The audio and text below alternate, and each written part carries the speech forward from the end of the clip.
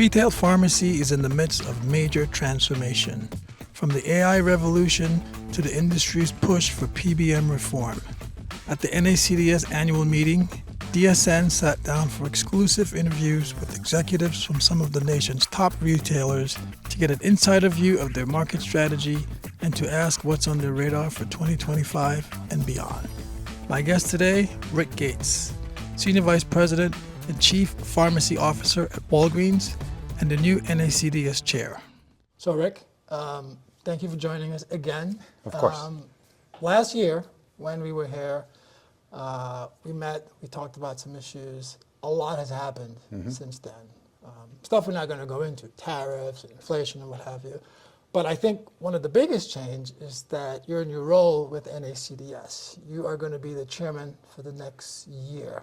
Yes. Taking over for Kevin Host from Walmart.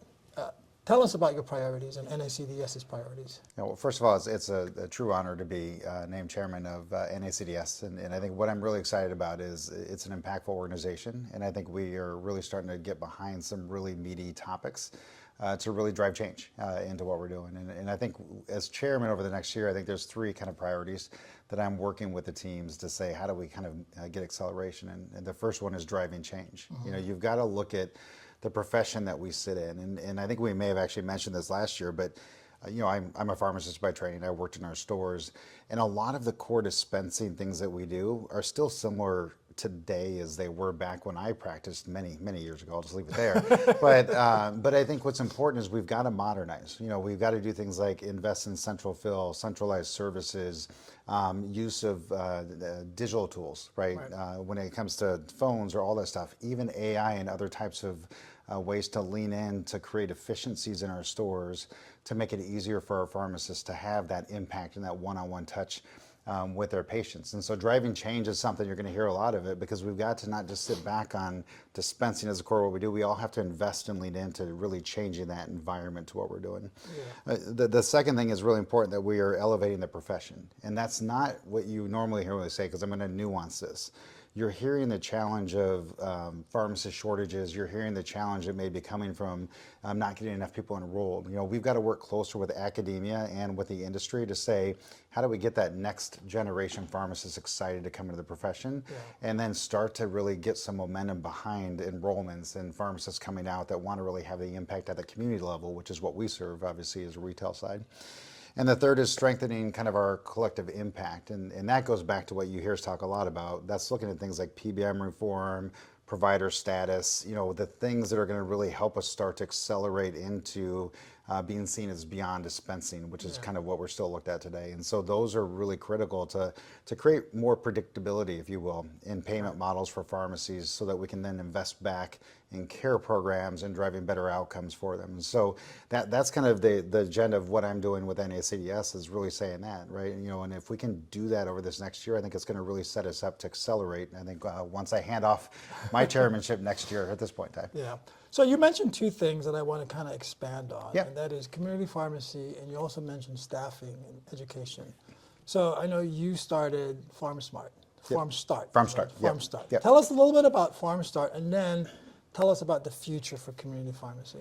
Yeah, you know, I'll go deep into PharmStart in just a second, but you know, it's a unique, one-of-a-kind program, and I think we're first to market to launch. But you know, I want to take a step back, because if you look at getting people excited to get into the profession, you know, we want to look at our own employees first and engage, you know, the interest of our technicians, quite honestly, in our stores to get into pharmacy. And so we polled our technicians, and 3 out of 4, or 75%, said that they wanted to go get a PharmD degree.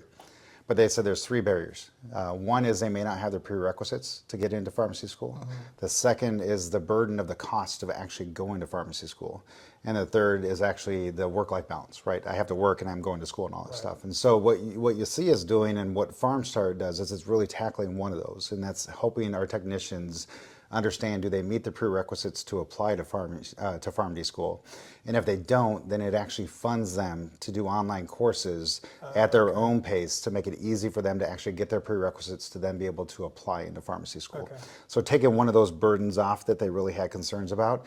And then we have programs to help fund pharmacy school for them. It's called our PEAP program. And then we're trying to then say, how do we support them better work-life balance as they go through school? But we're trying to tackle all of them. And I think PharmStart is really exciting for us because we're going to pilot our first 300 technicians that want to do it across 6 states where there's some shortages, and we're going to really see how do we continue to evolve this program to really lift up our technicians that want to jump into this great profession, and then kind of help them along the way.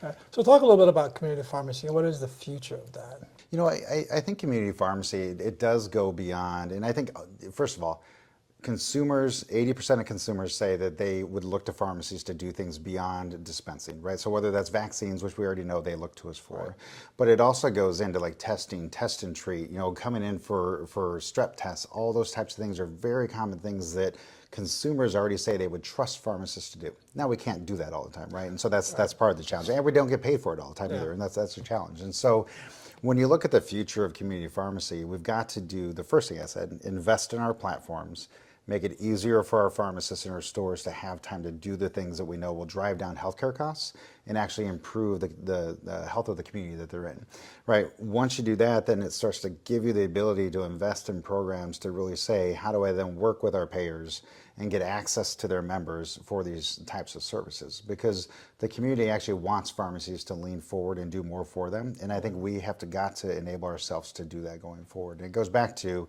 know, AI, it goes back to digital solutions, it goes back to even tying at the front of our stores and how do we look at OTC consults and getting them on the right medications there.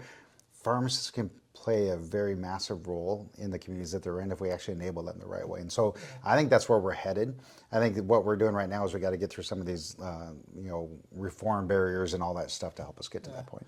Well, speaking of enabling, that's a good segue to my final question for you, is because about a month ago, you and I were in Canada for an event where the U.S.